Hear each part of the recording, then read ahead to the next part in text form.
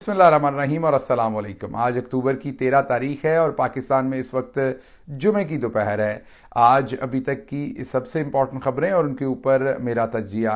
पहले run down आपके सामने रखते हैं। पहली खबर, पाकिस्तान में वो हुआ जो पहले कभी नहीं हुआ। गज़ा फ़लस्तीन में जारी मज़ालम के ख़िलाफ़ इंसानी हकूक़ के हक़ में, फ़लस्तीनियों के हक़ में किसी भी मुजाहरे पर इस वक्त पाकिस्तान के अंदर पाबंदी लगा दी गई है। लिख कर ये इतलात दे दी गई हैं पाकिस्तान तहरीक इंसाफ के लीडरान को। क्या माजरा है आपके सामने रखेंगे। लाहौर हाई कोर्ट ने एक दूसरी खबर है कि लाहौर हाई कोर्ट ने एक बड़ा हुक्मनामा जारी किया है।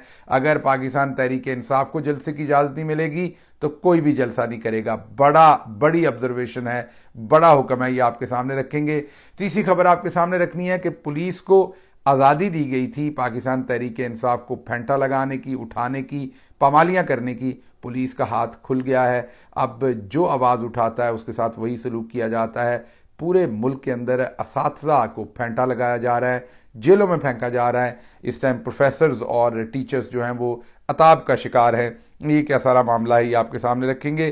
फिर आपके सामने ये भी रखेंगे कि साइफर केस के अंदर इस टाइम इस्लामाबाद हाई कोर्ट में क्या हो रहा है, क्योंकि चंद दिन के अंदर उसमें फ़र्द जुर्म आयद करने जा रहे हैं इमरान खान साहब के ऊपर। और फिर आपके सामने रखेंगे कि इमरान खान साहब के ज़ाती मौलिद जो हैं वो इमरान खान साहब के साथ मिले हैं और बहुत ही मैं यही कहूँगा इंटरेस्टिंग उन्होंने डायमेंशन शेयर किया है सारी स्टोरी की। बहुत ही इंटरेस्टिंग फैक्ट सामने लेके आए हैं इमरान खान साहब की सेहत के बारे में, उनके दिल की धड़कन के बारे में, और तमाम चीज़ें आपके सामने रखेंगे।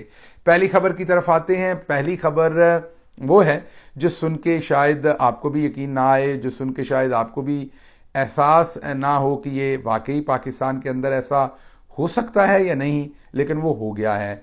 पाकिस्तान तहरीक इंसाफ ने आज बादज़ नमाज जुमा मुल्क के डिफरेंट इलाकों में, जैसा कि इस्लामाबाद में अली नवाज़ अवान जो पाकिस्तान के एडिशनल सेक्रेटरी जनरल हैं उन्होंने, और इसी तरीके से तैमूर झगड़ा ने KPK के अंदर और मुल्क के तूलो अर्ज़ में डिफरेंट जगहों के ऊपर पाकिस्तान तहरीक इंसाफ ने जुमा की नमाज के बाद फ़लस्तीन के मुसलमानों के हक़ में मुज़ाहरे करने का ऐलान किया था या इकट्ठे होने का ऐलान किया था। आज पुलिस ने लिख कर ये तैमूर झगड़ा को दे दिया है। जी हाँ, ये इन राइटिंग तैमूर झगड़ा को लिख कर दे दिया गया है कि आपको ऐसे किसी भी जो है वो एहतजाज की इजाज़त नहीं है। यही काम इस्लामाबाद के अंदर किया गया है, जहां प्रेस क्लब के बाहर अली नवाज़ अवान जो है उन्होंने ये कॉल दी थी पाकिस्तान तहरीक इंसाफ की तरफ से, और पाकिस्तान तहरीक इंसाफ वहाँ पर फ़लस्तीन के मुसलमानों के हक़ में आवाज़ उठाना चाहती थी, मुज़ाहरा करना चाहती थी जो मज़ालम हो रहे हैं। आपको दूसरी तरफ पता हो इस टाइम फ़लस्तीन के अंदर जो ख़बरें आ रही हैं वो ये हैं कि 6000 से ज़्यादा बम बरसा दिए गए हैं और तकरीबन 1500 लोगों की शहादतें अभी तक हो चुकी हैं, जिनके अंदर बेशुमार बच्चे भी शामिल हैं और बहुत सारे लोग जो हैं वो ज़ख्मी हैं। ये खबरें आ रही हैं और उसके साथ साथ इस टाइम में इंटरनेशनल मीडिया से ये भी खबर आ रही है कि फ़लस्तीन के जो गज़ा के अंदर मुसलमान हैं वो 10 लाख के करीब मुसलमानों को ये कहा गया है कि वो जो शुमाली गज़ा का हिस्सा है उससे जनूबी गज़ा के हिस्से की तरफ जो है वो चले जाएं, नकल मकानी कर लें। 10 लाख से ज़्यादा फ़लस्तीनियों को ये अल्टीमेटम दिया गया है कि 24 घंटे के अंदर अंदर जो शुमाली गज़ा का हिस्सा है उसको छोड़ दें और जनूबी गज़ा के हिस्से में चले जाएं।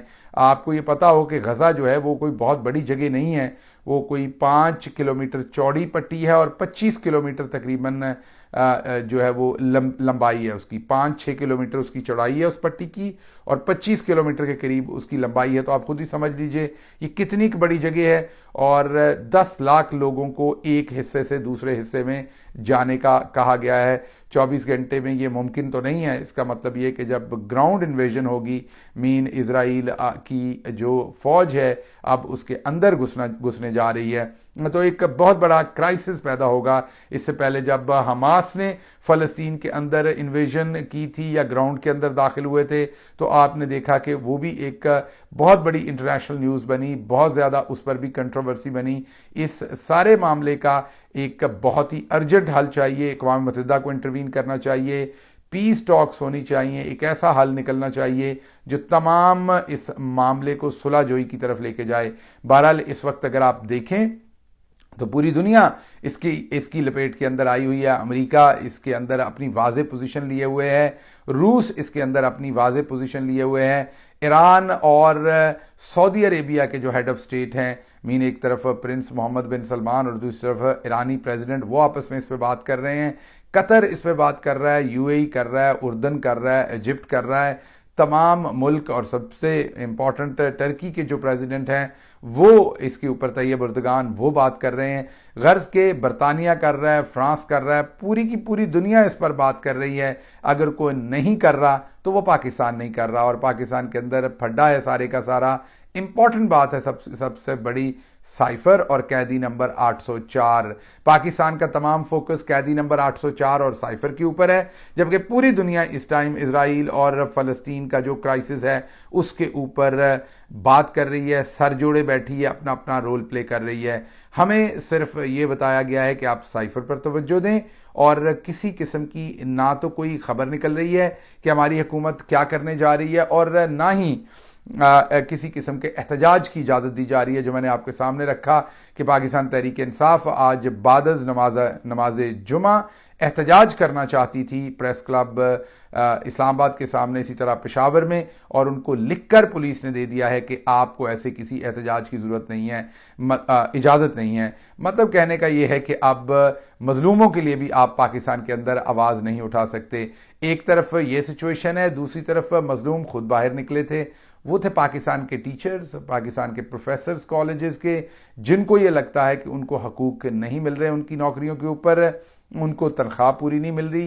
आपको पता है जो महंगाई है, जो इस टाइम इन्फ्लेशन है, तमाम सफ़ेद पोश लोग उसकी लपेट में हैं और शदीद दबाव फील कर रहे हैं, क्योंकि अखराजात पूरे नहीं हो रहे। जितने बड़े बिजली के बिल आ रहे हैं वो बिल अदा करें या बच्चों को खाना खिलाएं। तो इस प्रेशर के अंदर टीचर्स से गलती ये हुई है, असातिज़ा से गलती ये हुई है कि उन्होंने एहतजाज करने का ऐलान किया है, सड़कों पर निकलने का ऐलान किया है। ये यहाँ पर आपको पता होना चाहिए कि पुरअमन एहतजाज करने का ऐलान किया है, जो पाकिस्तान का आइन, कानून, पाकिस्तान का हर निज़ाम उसकी इजाज़त देता है असातिज़ा को। लेकिन क्योंकि हमने पाकिस्तान के अंदर पुलिस को, खुसूसन पंजाब पुलिस को, पाकिस्तान तहरीक इंसाफ के ऊपर जुल्म करने के लिए फ्री हैंड दिया हुआ था, और ये पाकिस्तान की पुलिस को और पंजाब पुलिस को कहा था कि जो दिल करता है वो करें, जितना जुल्म दिल करता है करें, ख़वातीन पर, बच्चों पर, बुज़ुर्गों पर। तो पुलिस का हाथ अब खुल गया है। वही काम अब असातिज़ा के साथ किया जा रहा है, और फेंटा लगाया जा रहा है असातिज़ा को, और उनको उठाकर जेलों के अंदर डाला जा रहा है। ये बहुत ही एक दिगरगूं सिचुएशन है, बहुत ही, मैं ये कहूँगा, अफसोसनाक सिचुएशन है जो कुछ पाकिस्तान के असातिज़ा के साथ किया गया है। ये इंसानी हकूक़ की तो खिलाफ वर्जी है ही। पाकिस्तान का अपना जो वैल्यू सिस्टम है, पाकिस्तान के अंदर जो अपनी इखलाकियात की इक़दार हैं, उसके ऊपर भी ये एक बहुत बड़ा धब्बा है जो उसके अंदर किया जा रहा है। इसके साथ ही अगली खबर की तरफ आपके सामने आते हैं। लाहौर हाई कोर्ट ने एक बड़ा खड़ाक किया है, मैं यही कहूँगा। खड़ाक इसलिए कि इस टाइम के जो अफसरदा माहौल है, जिसमें अदालतें दबी हुई हैं, उनको किसी किस्म की इजाज़त नहीं है कि वो कोई ऐसे फ़ैसले करें जिन फ़ैसलों से आपको एक आज़ाद अदलिया का महसूस हो, आपको ऐसा महसूस हो कि अदलिया जो है वो कम से कम आज़ाद है या कानून के मुताबिक फ़ैसले देती है। आजकल तो इतनी घुटन है कि अदलिया ऐसा कोई फ़ैसला नहीं दे सकती। लेकिन लाहौर हाई कोर्ट ने एक ज़बरदस्त आज फ़ैसला दिया है। पाकिस्तान तहरीक इंसाफ लाहौर के अंदर जलसा करना चाहती थी 15 तारीख को, और उसकी इजाज़त इंतज़ामिया नहीं दे रही थी। कह रही थी कि आपने 9 मई के वाक़यात किए हैं, आप एक तशद्दुद करने वाली जमात हैं और आपको जलसे की इजाज़त नहीं दी जा सकती।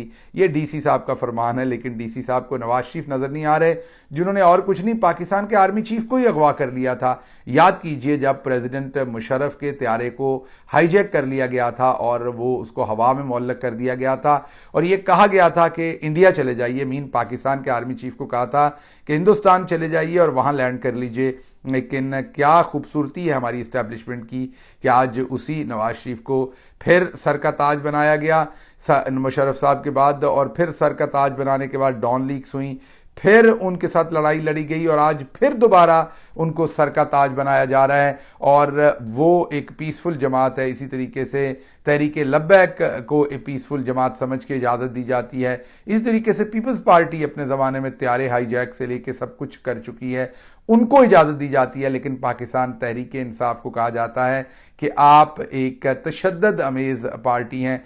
MQM आप याद कीजिए क्या कुछ कराची के अंदर नहीं हुआ, लंदन के अंदर नहीं हुआ, बोरीबंद लाशों से लेके सब कुछ, क्या क्या बयानियां हमें खुद इस्टेब्लिशमेंट की तरफ से नहीं बताया गया कि वहां पर क्या कुछ होता है।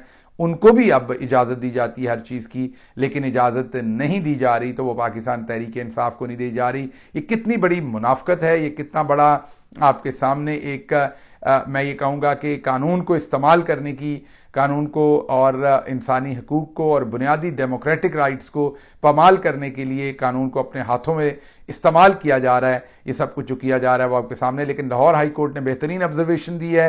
उन्होंने कहा ये आईनी तौर पर, कानूनी तौर पर पाकिस्तान तहरीक इंसाफ का हक है, तो आप ये नहीं कर सकते। 72 घंटे दिए हैं उन्होंने इंतजामिया को कि मुतबादल जगह दें तहरीक इंसाफ को। अगर आप मुतबादल जगह नहीं देंगे, तहरीक इंसाफ को जलसा नहीं करने देंगे, तो फिर कोई और भी नहीं करेगा। दूसरी तरफ आपको पता है ग्वाल मंडेला जो हैं वो 21 तारीख को वापस तशरीफ़ ला रहे हैं और उनके लिए एक बड़ा इज्तिमा जो है वो बर्पा करने की नून लीग कोशिश कर रही है। बिरयानी और हलीम और पता नहीं क्या कुछ पक रहा है, लेकिन आपको पता है अवाम इनके साथ क्या करने वाली है। उसके बाद उसके ऊपर तफसीली बातचीत बाद में करेंगे। उसके बाद आपके सामने साइफर केस की बात रखनी है। आपको पता है कि 17 अक्टूबर जो है उस दिन इमरान खान साहब के ऊपर फर्द जुर्म आयद करने का फैसला कर रखा है अदालत ने, और फौरी तौर पर पाकिस्तान तहरीक इंसाफ ने दोबारा दरवाज़ा खटखटाया था। Chief justice Islamabad high court की अदालत, क्योंकि हर मुकदमा वो खुद ही सुनते, इमरान खान का किसी और को सुनने नहीं देते, उनकी अदालत का दरवाज़ा दोबारा खटखटाया था कि हमें इसके अंदर रिलीफ दिया जाए कि जेल के अंदर ये ट्रायल ना हो, खुफिया ट्रायल ना हो, पब्लिक के सामने हो, ताकि पब्लिक को पता चले कि इमरान खान के खिलाफ क्या ट्रायल किया जा रहा है। और ये जो फर्द जुर्म है, इससे पहले इस चीज़ का फैसला करें कि ये ट्रायल खुफिया होगा या पब्लिक के अंदर ओपन होगा, बजाय इसके कि इस चीज़ का अदालत फैसला करती। आपको याद होगा आज से कोई 15 दिन पहले इस्लामाबाद हाई कोर्ट ने यह कहा था कि इस मामले के ऊपर 2 से 3 दिन में फैसला सुना देंगे। अब 15 दिन गुजर गए हैं, अभी भी कोई जो है वो हमें कोई उम्मीद नज़र नहीं आ रही कि कब फैसला इसके ऊपर सुनाया जाएगा। लेकिन आज ये फैसला सुना दिया गया है कि साइफर के ऊपर अदालत जो है वो इमरान खान के ऊपर फर्द जुर्म लगा सकती है। किसी किस्म का स्टे ऑर्डर मौजूद नहीं है। वो ये कहा गया है कि आप हर सूरत जो है वो प्रोसीड कीजिए। उसके बाद आज इमरान खान, इसका मतलब ये है कि अब जो साइफर के ऊपर 17 अक्टूबर